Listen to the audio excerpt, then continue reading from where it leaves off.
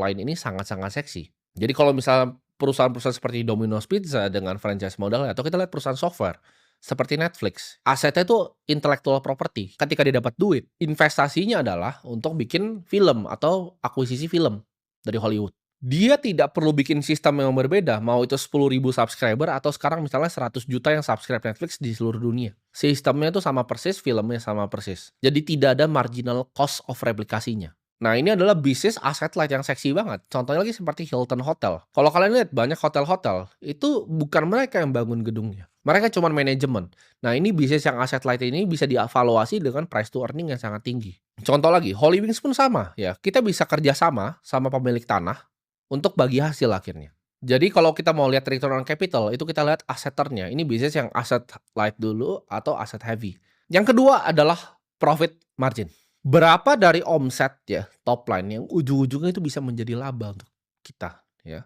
Ini penting sekali. Contoh, Bloomberg itu adalah perusahaan dengan margin yang tinggi sekali. Dia bikin softwarenya sekali ya, dia tinggal sewain komputer begini dan dia dapat 500 juta per customernya per tahun dikali 325.000 customer. Nah, ini bisa dengan profit margin yang tinggi sekali. Microsoft tuh juga tidak butuh marginal cost of replication untuk jual produknya. Marginnya tinggi sekali. Seperti produk Office-nya, Azure-nya, ya. Jadi kalau kita gabungkan ini antara bisnis yang asset light yang tidak punya banyak aset untuk menghasilkan lebih banyak uang dan juga profit margin yang tinggi, lu dapat bisnis yang seperti Microsoft, seperti Bloomberg. Asset light bisnis ya, kita tambah dengan profit margin yang tinggi, itu sama dengan resep sukses. Fondasi ketiga dari sebuah bisnis, yaitu sumber growth-nya dari mana? Sumber pertumbuhan bisnisnya dari mana? Kita tadi udah lihat gimana caranya pakai duitnya. Gimana cara ngukur return on capital-nya. Sekarang kita lihat, sumber bertumbuhnya itu dari mana? Growth yang paling gampang kita lihat ya, kalau bisnis-bisnis besar adalah ekspansi secara geografis. Contohnya seperti apa? Seperti Netflix. Dia semua orang, lu mau di Jamaika lu bisa pakai, lu mau di Nigeria sekalipun lu bisa pakai Netflix. Mau di Indonesia, mau di Amerika sama aja lu bisa pakai Netflix. Unilever ketika dia udah besar di suatu negara, dia ekspansi bahkan ke Indonesia dan bikin TBK juga di sini. Coca-Cola, lu mau di McD di sini atau lu mau di Singapura, lu bisa minum Coca-Cola. Ketika Holy Wings sudah buka banyak outlet di Indonesia, next-nya untuk menghasilkan lebih banyak uang, ya, untuk menghasilkan tadi gue sebutnya growth bisnis ya, pertumbuhan bisnis, adalah ekspansi ke luar negeri, ke Malaysia, ke Thailand, ke Jepang, ke Korea. Tap in market yang belum di-tap, ya. Kalau Indonesia udah penuh, market A udah belum, market B udah belum, market C udah belum, D, E udah semua, oke. Ke Malaysia sekarang, ke Singapura sekarang, ya, pakai knowledge yang udah dipunyai di Indonesia, dan cari partner-partner lokal di setiap negara. Itu yang pertama, ekspansi geografis. Sumber growth yang kedua, ya, bisnis itu adalah matematika sederhana, yaitu pricing dikali volume, ya. Harga dikali volume. Bisnis yang terbaik itu adalah bisnis yang harganya tinggi, ya volume tinggi juga. Kayak tadi kan, kita ngitung Bloomberg gampang, 500 juta per tahun dikali 325.000. Bisnis yang punya pricing power terkuat, itu justru akan selalu menang, ya. Karena pricing is everything menurut gue. Gue lebih pilih, ya, bisnis yang pricingnya lebih tinggi dan volume lebih rendah. Dibanding cuma yang volumenya tinggi, pricingnya rendah. Ketika lu naikin sedikit, orang udah gak mau beli lagi produknya. Kita contoh misalnya produk-produk seperti LV. LV itu tasnya kalau lu mau naikin 2 juta, orang juga nggak segitu pedulinya. Ya, dia bisa punya yang namanya pricing power ketika bikin tuh tasnya mau naikin. Even kalau misalnya kayak begini, kayak Patek, dia nggak perlu jual volume yang besar sekali. Karena dia jual di price point yang very very high. Dia jual jam tuh harganya miliaran. Dia tidak perlu jualan ke segitu banyak orang. Mentor bisnis gue dulu pernah bilang, lebih baik lu selalu bikin hotel bintang 5 dibanding hotel bintang 3. Karena itu ribetnya sama, tim, dia bilang. Ya, jadi jangan mau bikin hotel bintang 3. Karena itu orangnya ribet juga gitu. Sama kayak hotel bintang 5, ribet juga. Tapi mendingan ribet yang kita dibayar banyak duit sama orang yang lebih sedikit. Sedangkan nih, gue kasih contoh ekstrim ya. Kita kan tadi bahas bisnis-bisnis bagus. Lu bikin bisnis pecel lele nih ya. Sebelah lu ada pecel lele juga. Lu kalau nggak ngerti konsep ini, pecel lele itu bisnis yang sampah. Kenapa? Karena ketika lu naikin harganya, orang langsung pergi ke tenda sebelah. Lu tidak punya namanya pricing power di sana. Dan volumenya terbatas, ya kan? Lu udah lewat dari 5 orang makan di situ, lu udah nggak bisa di tenda yang sama. Lu mesti ekspansi tenda yang selanjutnya. Nah, jadi sumber growth itu apa ya? Gue rekap di sini. Sumber growth itu simple. Yang pertama adalah ekspansi geografis, itu paling logical. Kedua adalah kita mainin di pricing dan juga di volumenya. Gimana caranya bikin bisnis yang punya pricing power yang kuat? Fundamental bisnis yang keempat adalah competitive advantage, atau Warren Buffett bilangnya ini economic moat ya. Ini kayak benteng, ada parit yang membentang luas antara kita dengan juga kompetitor. Karena bisnis yang bagus ya, bisnis yang punya semua checklist tadi yang gue checklist, itu kan orang bakal mau coba contek untuk bikin bisnisnya. Nah, di sini dibutuhkan yang namanya competitive advantage supaya nggak gampang orang nyontek bisnis lo. Yang pertama ya, competitive advantage itu apa? Yang pertama adalah barrier to entry. Untuk bikin bisnisnya gampang atau sulit. Lu bisa nggak saingin Apple? Ya, lu bisa nggak bikin jam seperti Patek Philippe? Itu adalah barrier to entry-nya dalam sebuah bisnis. Semakin gampang bisnisnya, semakin gampang direplika. Gua kasih contoh pecel lele lagi. Pecel lele lu laku, lu tinggal diambil chefnya dibikin ya. Lu bikin restoran yang laku, orang dengan duit kayak gua itu bisa langsung replika restoran lu sebelahan. Gue sering lihat tuh kalau pebisnis yang level cere ya, mereka suka koar gitu kalau ada orang yang nyontek mereka. Contohnya gini, gua punya tempat mie ya kan, mie kari gitu kan. Wah, mie kari gue dicontek gitu kan dengan telurnya, dengan ini. Itu mie kari lu tidak punya competitive advantage ya. Lu tidak punya brand positioning, lu tidak ngerti semua yang gue bahas di video ini dari tadi. Dan lu komplain gitu, kenapa bisnis lu dicontek sama orang? Sudah pasti, karena bisnis yang ngasilin uang tuh pasti dicontek. Ada gula, ada semut. Jadi barrier to entry itu adalah parit yang membentang luas antara bisnis lu bisa dicontek atau tidak. Kalau gue mau contek mie kari lu, gue tinggal tawarin semuanya karyawan lu ya, double gaji pindah ke gue sekarang, chefnya gue tawarin double gaji pindah ke gue bikin sama persis ya, pakai interior gue sendiri, semua gue bisa contek dalam waktu sebulan. Itu tidak ada competitive advantage ya bisnisnya. Tapi kalau gue suruh lu, oke, bikin Coca-Cola, nggak bisa, lu nggak tahu mulai distribusi dari mana, bikinnya seperti apa, atau suruh bikin Zara, lu pasti nggak ngerti gitu cara dia main distribusi bajunya. Nah, bisnis yang besar sekali barrier to entry untuk masuk ke ini bisa disebutnya mini monopoli, ya seperti Google. Orang tidak bisa copy dan semua competitive advantage-nya dimakan sama bisnisnya sendiri. Kedua adalah teknologi. Lu mungkin bisa bikin restoran, tapi lu nggak bisa bikin restoran dengan teknologi secanggih Haitilau. Dari sistem pemesanannya, sistemnya semuanya itu canggih sekali ya, dia punya enterprise resource planning-nya.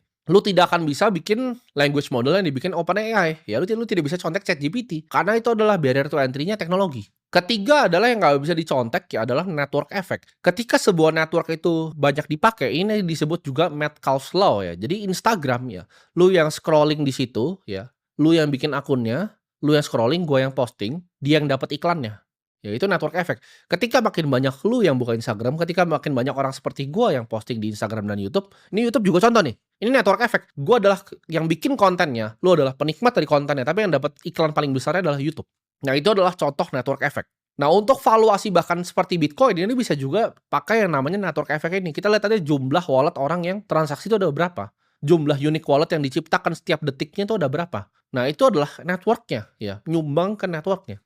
Makin banyak user di YouTube, makin banyak konten kreator, makin banyak orang yang nonton, ya makin berharga platformnya. Jadi untuk bikin competitive advantage atau gua sebut economic mode tadi, itu ada 3 ya. Pertama barrier to entry bisnisnya. Untuk bikin bisnisnya gampang atau enggak barrier to entry. Lu bisa bikin pecel lele, lu bisa bikin mie kari, tapi lu nggak bisa bikin Holy Wings. Yang kedua, teknologinya bisa lu copy atau enggak. Dan yang ketiga, lu punya network effect-nya atau enggak. Itu yang akan bikin yang namanya competitive advantage biar bisnis lu tidak bisa di-copy sama orang. Fundamental bisnis yang terakhir itu adalah manajemen yang baik. Nah, ini agak tricky ya. Karena manajemen ini kan banyak yang suka tanya gue, gimana caranya bisa akses sebuah manajemen tuh bagus atau enggak? Mau perusahaan TBK, mau perusahaan non TBK, tapi ini dua-duanya sama. Karena ketika bisnisnya itu growing well ya, bisnisnya itu bagus, kadang manajemennya dipuji, oh manajemennya hebat, bla bla bla. Contoh misalnya Bank BCA. Bank BCA itu bagus, direkturnya masih dipuji, wah hebat ini direktur segala macam. BRI juga sama, BRI bagus, direktur akan dipuji. Tapi ketika kinerjanya menurun ya, sama manajemen akan dibilang, oh ini manajemennya nggak kompeten. Jadi ini kayak agak susah untuk dijudge. Karena ketika bisnisnya bagus dibilang karena manajemennya, ketika jelek misalnya karena cyclical itu akan dibilang karena manajemennya juga. Tapi gue punya beberapa fundamental yang bisa gue share ke kalian gimana caranya gue pribadi itu melihat manajemen. Yang pertama adalah fokus dan disiplin. Gue suka lihat manajer ya, manajer operator sebuah bisnis ya, yang taruh 100% hatinya di bisnisnya, yang fokus, disiplin dan konsisten. Manajer yang nggak fokus, mereka akan melakukan yang namanya value destruction. Mereka akan menghancurkan value di dalam bisnis itu sendiri. Contohnya seperti tadi, melakukan M&A yang nggak jelas gitu. Bisnisnya sudah besar, dia nggak fokus di bisnisnya, dia shopping spree, cedera beli bisnis yang kecil, nggak fokus. Akhirnya shareholders value turun. Ya, ini contoh manajemen yang tidak fokus, tidak disiplin dan juga tidak konsisten. Manajer yang jago juga itu punya pemikiran long term ya. Mereka tidak menghancurkan potensi growth di masa depan untuk apa yang mereka bisa mendapatkan secara cepat. Ketika dapat uang, mereka fokus untuk growth capex dulu. Mereka fokus ya untuk tadi melakukan hal-hal yang gue ajarin. Kapital alokasinya mantap gitu loh. Growth capex, R&D kita, advertising, kita dividen, buyback lagi. Dia nggak shopping spree nggak jelas begitu. Karena biasanya orang melakukan akuisisi untuk caplok bisnisnya, itu kayak cara curang itu, caplok bisnis lain untuk taruh di omsetnya, pendapatan bisnis barunya. Tapi ini menggunakan capital yang besar gitu. Jadi shareholders value gue bilang tadi hancur. Dan menurut gue manajer yang paling jago adalah mereka yang tahu bahwa talenta itu penting ya. Talent itu penting. Orang yang kelas A cuma akan mau bermain dengan orang yang kelas A. Mereka tidak akan hire orang kelas C karena orang kelas C ketemu orang kelas A, orang kelas A-nya keluar. Jadi ini perusahaan mereka tahu banget ya. Kerjaan mereka adalah mencari talent untuk gantiin mereka. Ketika gue lihat manajer yang mereka bikin sistem gimana cara mereka bisa digantikan dari bisnisnya. Mereka hire talent yang level A. Ini adalah manajemen yang top. Jadi manajemen yang bagus ya, mereka itu disiplin, konsisten, fokus, mereka long term oriented, mereka tidak suka shopping spree nggak jelas, mereka disiplin juga ya dalam melakukan capital allocation, dan juga mereka mencari talent level A.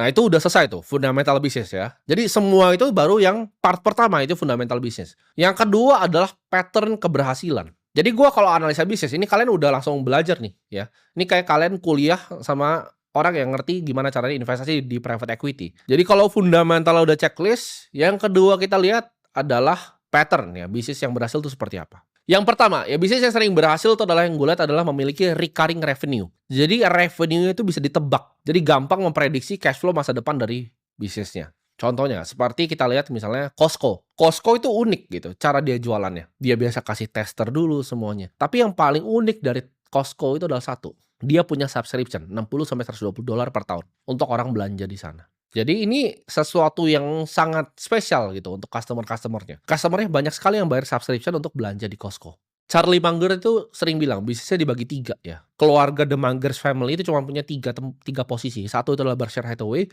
kedua itu adalah Costco, ketiga itu adalah Lilu punya fund ya. Lilu itu adalah investor dari Cina yang invest di BYD. Jadi mereka cuma punya 3 ini ya. The Munger family, Berkshire Hathaway, Costco, dan Lilu. Nah, Costco ini dia suka banget dengan Costco ini. Kenapa? Karena tadi ini tempat belanja ya yang bisa subscription. Lu lihat sahamnya, lu cari Costco, setinggi apa naiknya.